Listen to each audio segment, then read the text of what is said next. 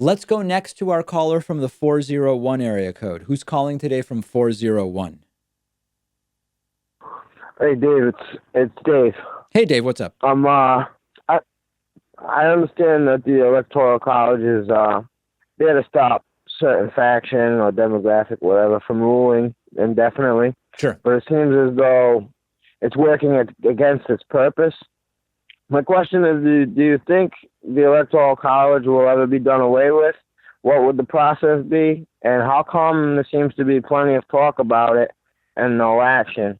I'm from Rhode Island, which, by the way, I was going to say, is that a Rhode Island accent that I was didn't hearing? even Yeah. vote for Hillary. I voted for Bernie. You voted for Bernie. All right, very Bernie. good. Listen, so you're completely right. The Electoral College, one of the main priorities of it was we don't want all of the rural areas being ignored and having candidates mass at cities and only paying attention to them. But what we have in practice is that the candidates are just paying attention to these key early states and states that are strategically significant. It's still ignoring a whole bunch of different people. And quite frankly, with modern media, I don't really care where the candidate goes. I don't care if a candidate comes to Boston or not. If they're better than Donald Trump, I'm going to vote for them, right? So I think that you're right in your analysis. The simplest path to removing the Electoral College is the National Popular Vote Interstate Compact.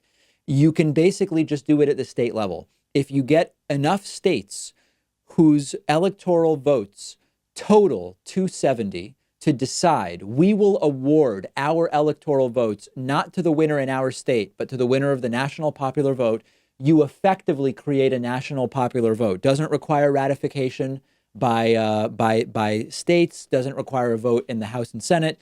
That, for me, is the most direct path to it.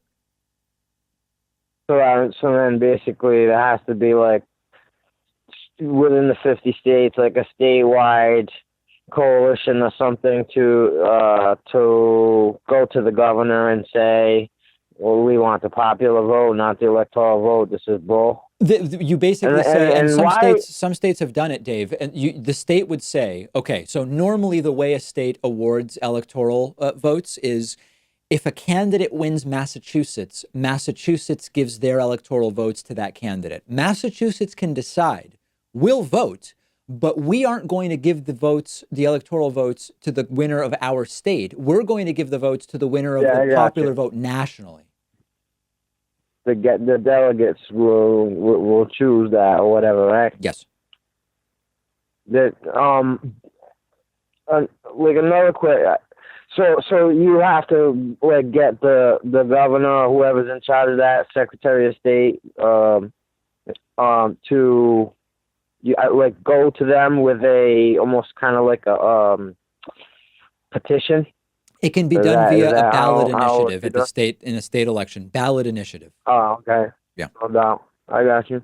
And side question, like, how come isn't there like states like North Dakota or something with zero population has more electoral votes than like a more populated smaller state? Like, why is that still a thing? Yeah, so it is true that smaller state, because of how the electoral votes are apportioned, smaller states don't have more votes, but they have disproportionately more relative to their populations. That is true, and that's another one of the problems with our system.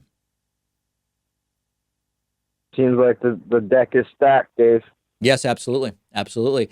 Dave from Rhode Island, thank you so much for the call. I appreciate the call.